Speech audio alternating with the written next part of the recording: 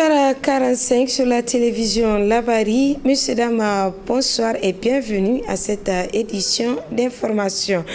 La salle de conférence internationale Mahatma Gandhi de Niamey a abrité ce matin l'installation officielle du Conseil consultatif de la refondation. Cette cérémonie présidée par le Premier ministre a enregistré la présence des délégations des assemblées du Burkina Faso, du Mali, du Ghana et du Tchad, ainsi que de nombreux invités. Le résumé avec Adam Ousmana et Sadroumi. Nommés en mai 2025, les 194 membres du Conseil consultatif de la refondation, issus des différentes couches socio-professionnelles, se voient ainsi conviés devant un parterre d'officiels et d'invités par la présente cérémonie marquant l'installation de leur institution. Cette dernière, qui se veut représentative et consultative, est un pilier essentiel de la refondation du Niger. C'est pourquoi le ministre de l'Intérieur n'a pas manqué de souligner les missions à elle assignées à cette occasion. Le Conseil consultatif pour la refondation a pour mission, d'une part, de donner son avis au Conseil national pour la sauvegarde de la patrie et au gouvernement sur toute question intéressant la vie de la nation dont il est saisi, et d'autre part, faire de sa propre initiative toute proposition ou recommandation au Conseil national de la sauvegarde de la patrie et au gouvernement sur toute question d'intérêt général. Vous conviendrez avec moi que votre mission est exaltante à plus d'un titre, car le Conseil consultatif de la refondation aura un rôle déterminant à jouer dans l'affirmation et la promotion des valeurs, principes socio-culturels de la refondation, piliers sur lesquels sera bâtie la société nigérienne de demain. Ces valeurs et principes, tirés de la charte de la refondation, s'énoncent comme suit: le patriotisme, la discipline et le civisme, l'inclusion, la solidarité, la fraternité et l'esprit du consensus, le sens et le respect du bien public, la tolérance, le dialogue et le pardon, la vérité, la justice et la réconciliation, la probité, la dignité et la loyauté, le travail, l'endurance et le courage. Procédant à l'installation officielle des conseillers, le Premier ministre a pour sa part relevé l'importance de cette institution pour le Niger et au-delà pour la Confédération des États du Sahel, AES. La cérémonie d'aujourd'hui consacre ainsi une harmonisation de nos institutions au sein de la Confédération de l'Alliance des États du Sahel. En effet, après la République du Mali et le Burkina Faso, notre pays s'est aussi doté d'une institution consultative permettant à notre peuple de prendre part à la gestion des affaires de l'État. Comme au Mali et au Burkina Faso, c'est là une approche endogène que la situation nationale nous dicte et conforme à nos valeurs de civilisation. À l'instar de nos frères de la Confédération de l'Alliance des États du Sahel, notre pays, le Niger, se met sur le chemin de son indépendance et de sa souveraineté véritable pour s'affirmer comme un pays digne et libre. S'en est suivi la présentation à l'assistance des membres du bureau du Conseil consultatif de la refondation, un organe censé émettre des avis capables d'éclairer les décisions du gouvernement pour la refondation du Niger dans un espace sahélien souverain. Peu après donc cette installation du CCR, les conseillers ont entamé leur première session marquée par le discours d'ouverture du président de cette institution de la refondation du Niger. Retrouvons nos reporters Adam Ousmana et Sadroumi pour le compte-rendu. Les 194 conseillers entament ainsi leur première session sous la houlette du président de cette institution qui a bien voulu rappeler à ces hommes et femmes la tâche qui leur incombe dans la refondation du pays dans un contexte marqué par des multiples défis. Vous avez été choisis, que nous avons été choisis parmi des millions de Nigériens. Ce choix n'est pas fortuit, Car si pour certains, il découle d'une expérience vécue, pour d'autres, il émane d'une expertise avérée. C'est pourquoi je profite de cette occasion pour vous adresser mes sincères et vives félicitations en fondant l'espoir que chacun et chacune de vous contribuera à sa façon à l'œuvre d'édification de la refondation de notre pays. En effet, comme je le disais plus tôt, nous avons été choisis en raison de notre représentativité, en raison de notre sens de l'unité nationale et notre dévotion pour la réussite de la refondation de notre pays. C'est à l'aune de ce triptyque que nous devons examiner et émettre des avis sur les différents projets de texte qui nous seront soumis. Présente à cette cérémonie les délégations des deux autres pays membres de l'AES, à savoir le Burkina Faso et le Mali, ainsi que les délégations ghanéennes et tchadiennes conduites par leur président d'Assemblée, ont tour à tour salué cet événement. Les représentants du peuple que nous sommes sont donc appelés à répondre à la volonté commune des autorités du Burkina Faso, du Niger et du Mali, pour qui l'intégration régionale, notamment celle de l'AES, demeure fondamentale pour une plus grande cohésion de nos populations.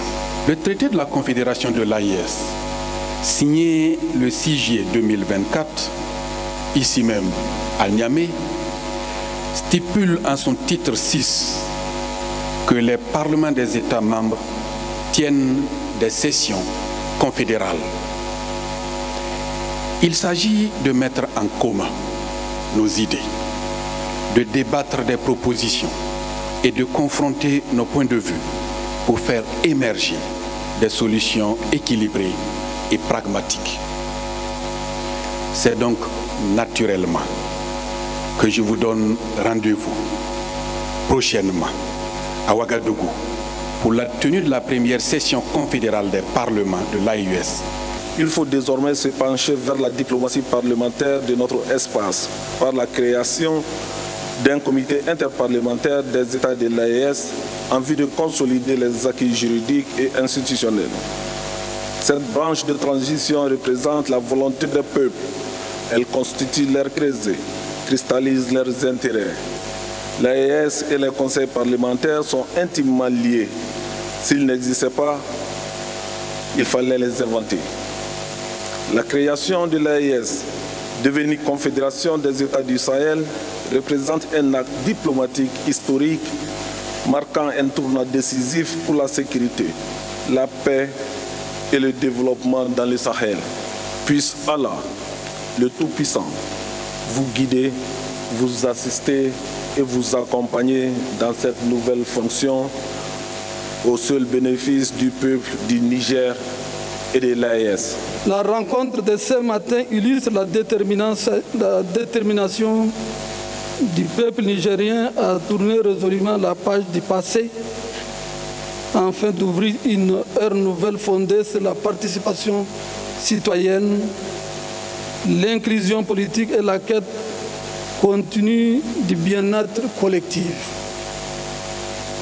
En incitant le Conseil consultatif de la refondation, vous dotez la transition nigérienne d'un instrument de dialogue, de concertation et de prospective propre à consolider la cohésion nationale et baliser la voie d'un développement harmonieux. Je voudrais saluer la clairvoyance et la fermeté patriotique de son Excellence le général d'armée Abdraman Chani, président de la République, chef de l'État, dont la vision inspire les réformes engagées.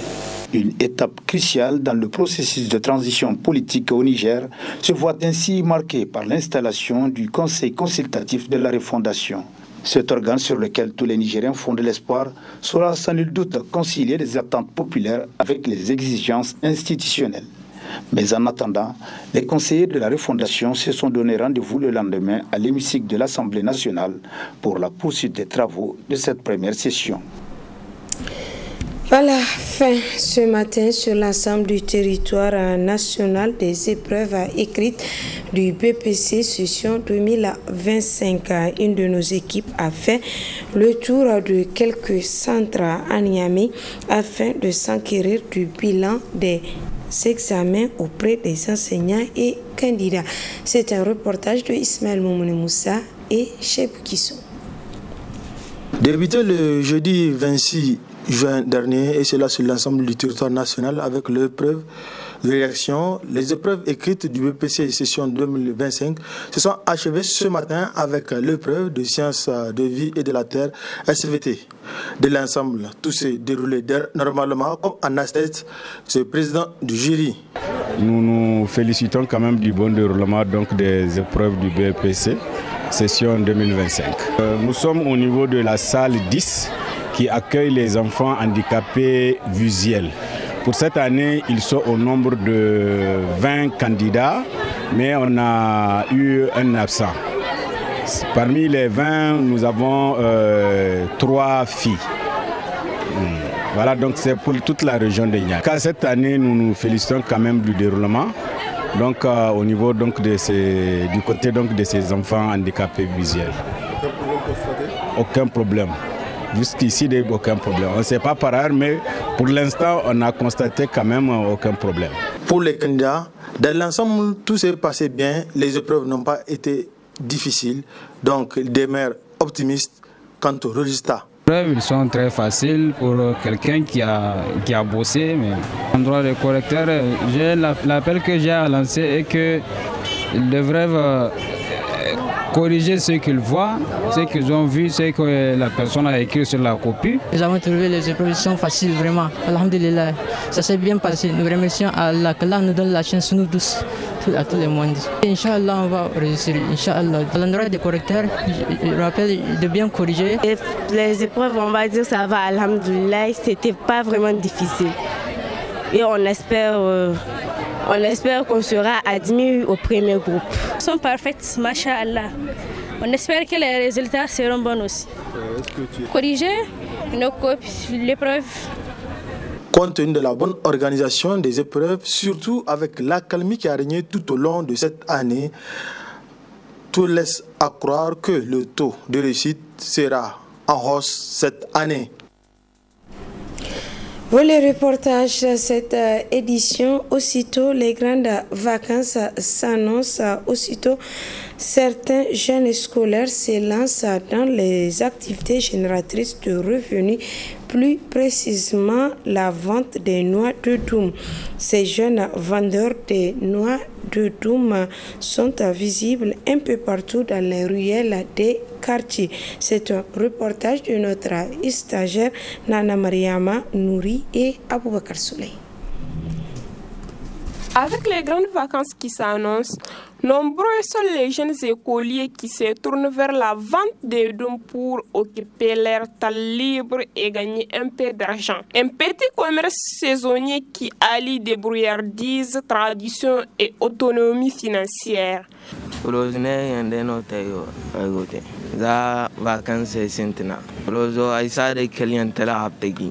Je pars au marché Abtei de Ntala pour m'approvisionner.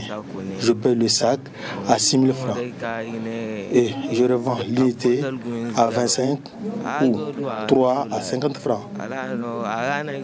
J'invite les autres jeunes à ne pas rester brebis, à chercher à faire une activité pour avoir des revenus.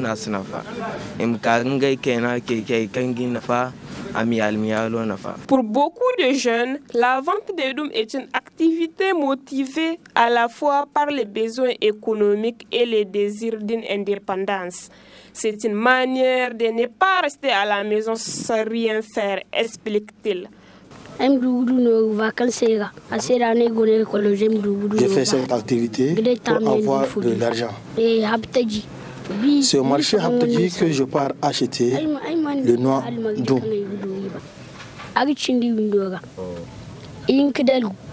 Au-delà de l'aspect économique, la vente des dômes relève un potentiel entrepreneurial inattendu.